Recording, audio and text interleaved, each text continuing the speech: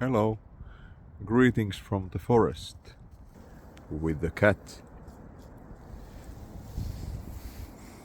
My new work concerns with artificial intelligence and human interaction with artificial intelligence and cognitive processes in this interaction. Indeed, the interaction with, for example, a chatbot like Claude or ChatGPT is a cognitive process in itself, since all discussions in natural language are basically also cognitive processes.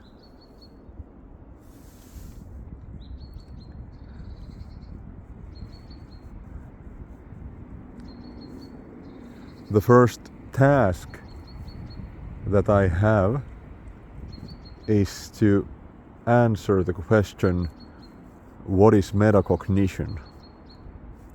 And now it's February, March, April. It's about 3 months that I have been pondering this question. And it's a bit difficult because metacognition is a very varied phenomenon, a broad cluster concept. Many processes can be considered as metacognitive. Stereotypical cases in research in psychology are, for example, feelings of knowing, whether I believe that I know something or not, a memory, for example. My feeling of knowing that I'm on planet Earth is quite high. I'm very confident in that. So it's metacognitive because it's a cognition about cognition. It's a thought about thought. My belief about its accuracy or trustworthiness. And other similar stereotypical examples are tip of the tongue experience, where you feel that you know a word, it's on the tip of your tongue, but you just cannot recall it. So it's metacognitive because you feel that you know, but you can't recall. And then there are beliefs about oneself as a learner and like more narrative beliefs, metacognitive knowledge about the self, like I'm bad writer or something like that. Well, there are lots and lots of examples. And the problem basically is that when you start considering what kinds of processes are metacognitive, it turns out that almost all processes are metacognitive. As I'm speaking here and I see the cat, now for example I have a very strong metacognitive process that's like wondering how will I prevent the cat from becoming entangled in that tree, Nova, because you know I have this. Joo, hyvä, tuu tänne näin. She speaks Finnish. Hyvä, tule vaan. Joo, tule vaan. It's metacognition to plan how to deal with the cat. I reflect on possible future scenarios, and I understand that those scenarios are counterfactual. The possible futures that I examine are not actual, they are only thoughts, and I know that they are thoughts. And basically this description of this process of climbing this hill, following the cat, is also metacognitive because I reflect constantly on what I'm doing here. And as I'm speaking to you, I'm basically considering how I would explain all this to someone who is naive or don't know this field of research. And to be honest, I don't know it so well either. I have only researched it for 3 months now. But of course I have spent all my working hours basically on that question, figuring out what metacognition is.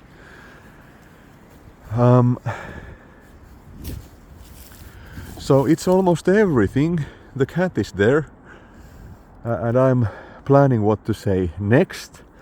Or actually, when I stop planning, the words just naturally flow. If you consider like any kind of everyday behavior, like waking up in the morning and going to work, just go through that in your mind and consider which processes are metacognitive. For example, waking up, I check the time, which is time monitoring, kind of metacognitive process. Well, actually my own mornings are not good examples because I don't do much planning. I just go mush in, no mind, without any planning. But yes, metacognition. What is metacognition?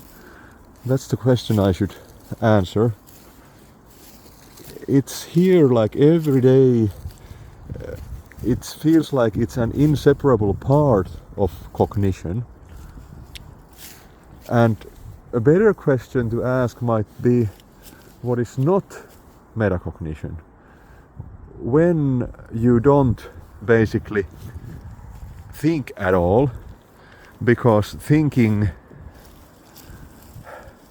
you could say that thinking in itself is already metacognitive because it's dissociated from the present moment sense data. In thinking, in mind wandering, for example, your mind is in daydreaming, and we could argue that the brain knows that it's daydreaming and it will wake up very instantly if something happens, if attention is needed to some stimulus or event. So you could say that even thinking is partly always metacognitive, because when you think, you cannot help but also reflect on your thinking. This is actually something that I haven't thought till the end about thinking in particular. And it also, of course, depends on what we mean by thinking. But one could argue that thinking about thinking cannot really be distinguished from thinking. When I, for example, think about my tomorrow's schedule, I recall my calendar, but I also immediately think about how well do I remember the calendar, and do I remember the events, and then I start thinking about the route I will cycle from one place to another, and I consider possible routes.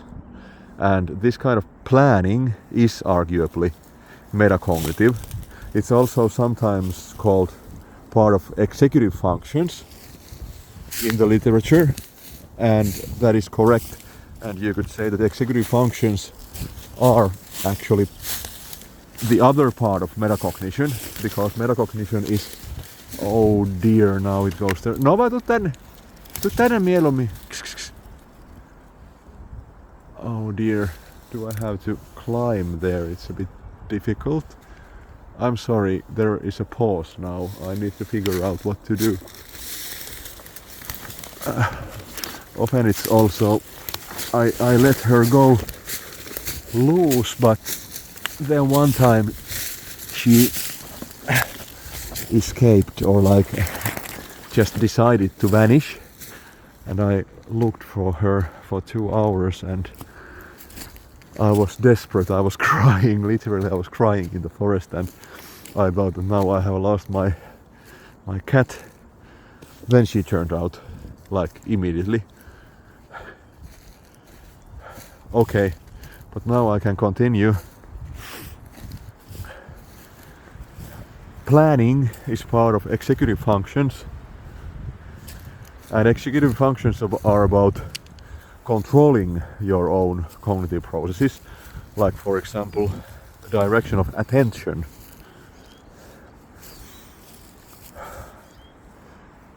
So clearly, like, oh dear, if we think about executive functions, they are like all the time present.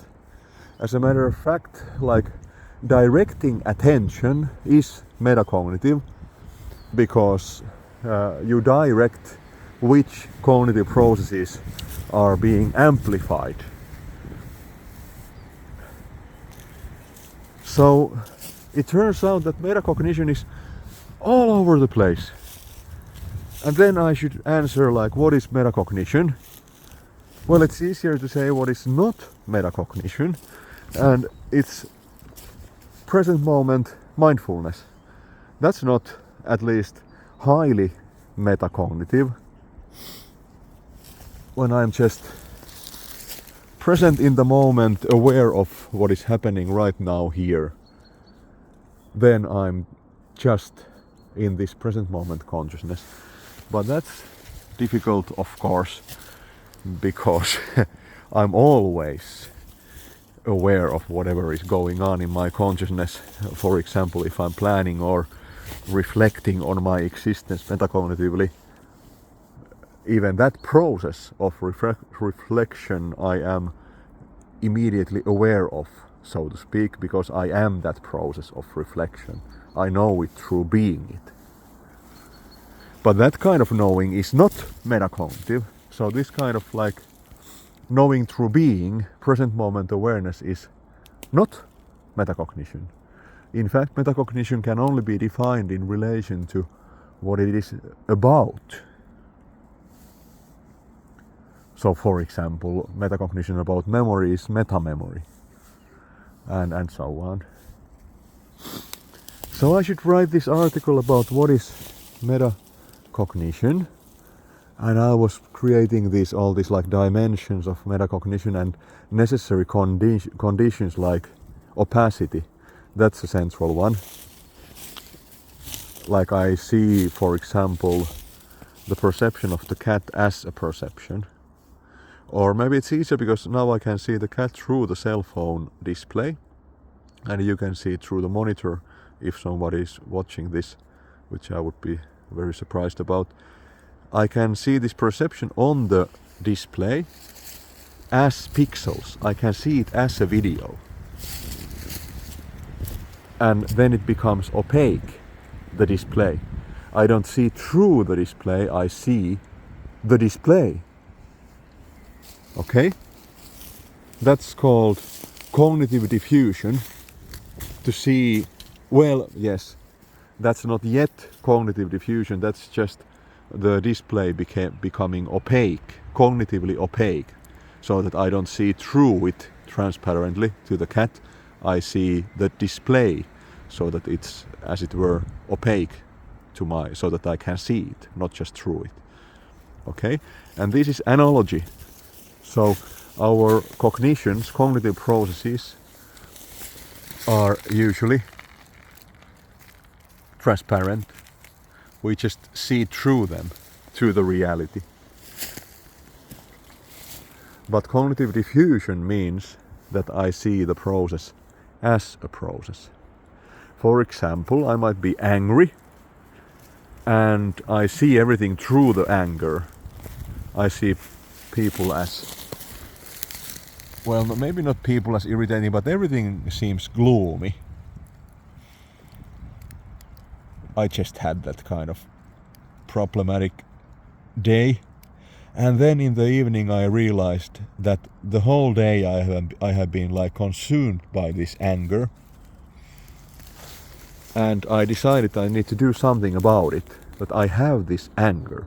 And already metacognitively, like acknowledging that I have the anger starts to weaken its effect, because I diffuse from the anger. I see it as anger, as an emotion, as an experience, so it's not so directly guiding my behavior.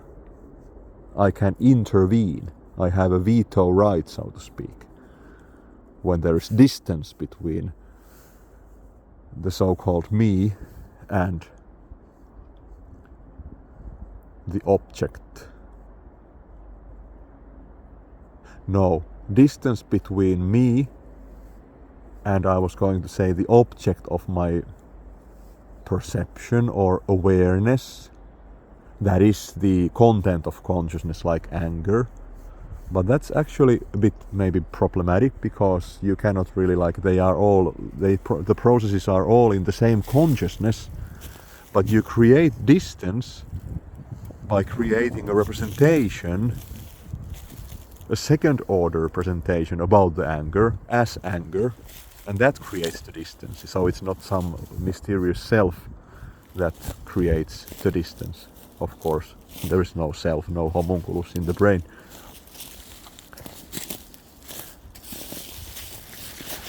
But yes, what is metacognition?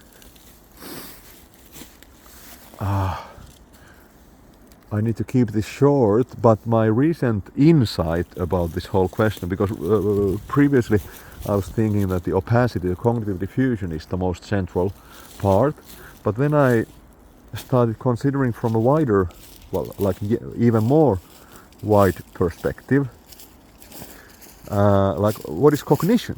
To define metacognition, we need to define first cognition. And, well, that's another vast question. What is cognition? It's almost like, what is consciousness? That's of course a related question. Cognition is usually like, it means processing of information or knowledge. I think the word knowledge is important here.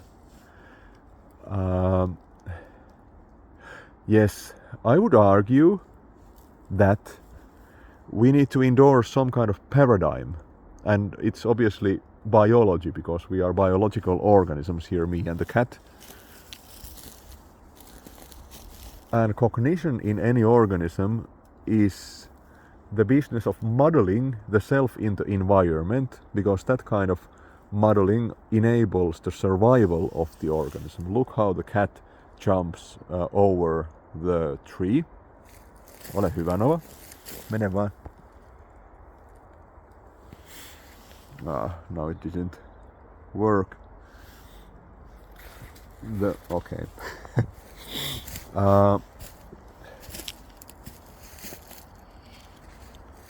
Yes, I saw something happening on the screen, which made it, of course, opaque and draw my attention, because attention can be drawn in this bottom-up manner towards unexpected stimuli. That's one kind of like, that's bottom-up drawing of attention, and it's not metacognitive. But when I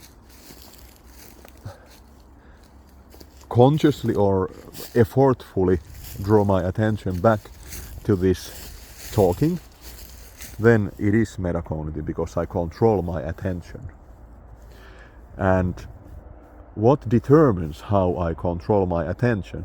This is a very important question, and I would argue that it's goal states. Like all organisms have goal states: sex and food and away from pain. And humans also have like epistemic goal states. They want to have knowledge. They are curious, because knowledge enables survival. It's like, it's an advantage. So cognition is basically modeling this reality,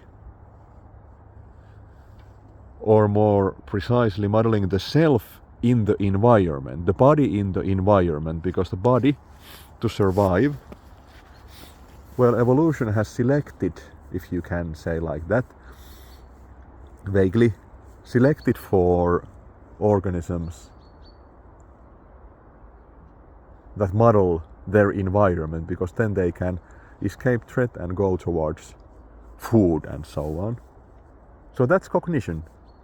Like in its most simple form, it's some kind of bacterium or single-celled organism which goes toward sugar and away from acid.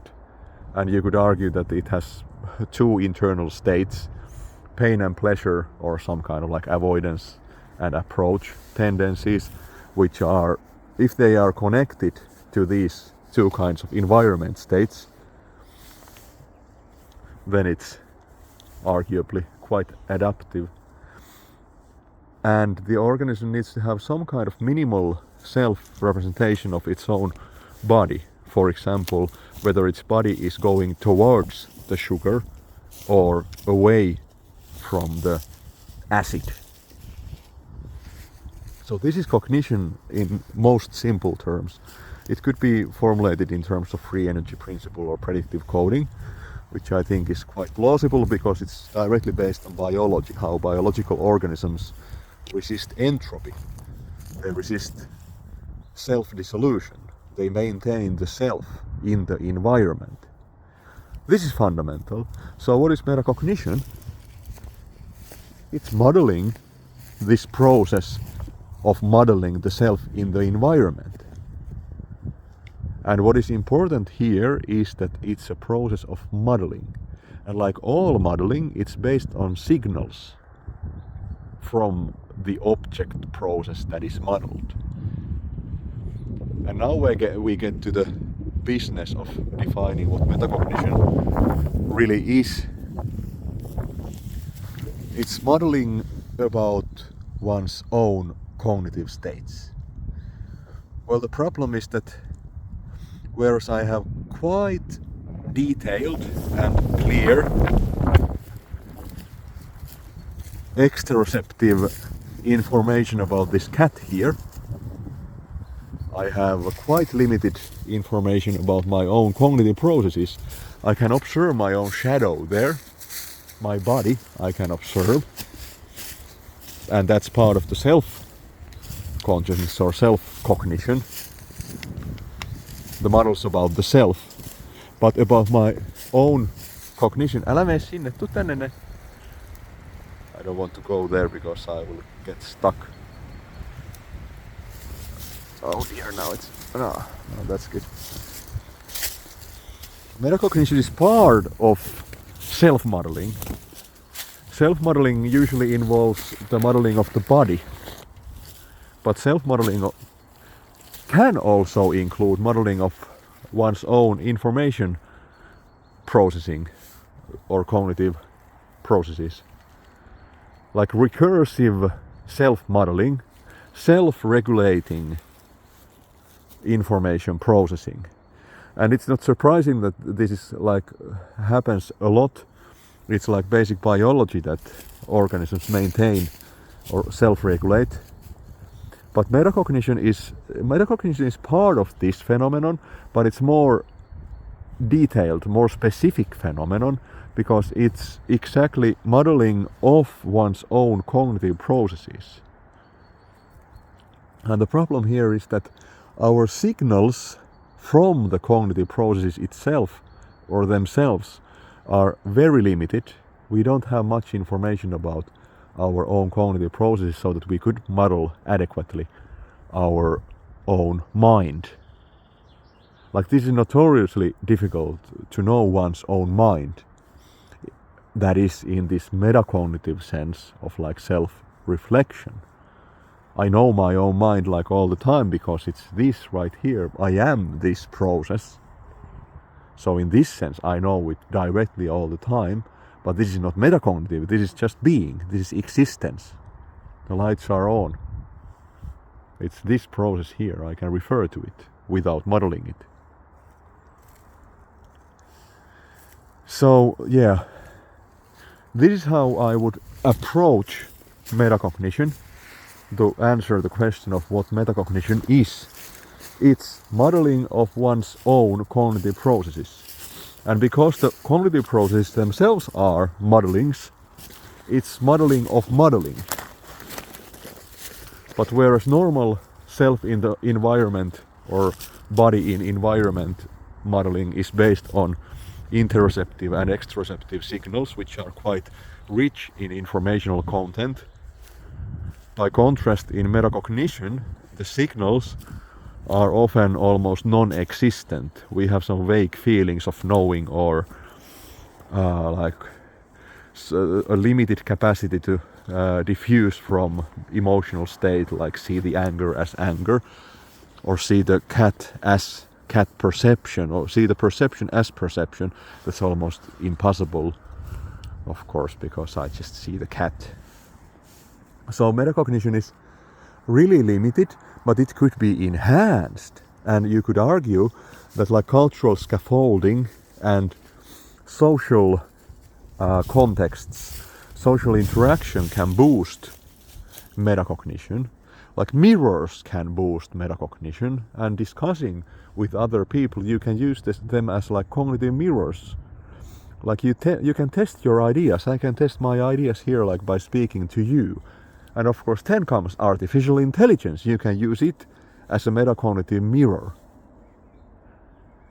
If you give it the AI, if you give it information about your own cognitive processes, it can help you to model what kind of cognitive processor you are.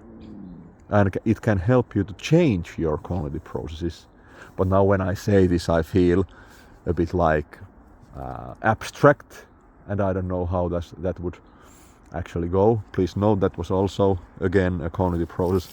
But now I think I will stop here before it's too late, before I start speaking about something really dumb. Nova, sano moikat. Nova. Hey hey. She doesn't want to say bye-bye to you, but I say bye-bye.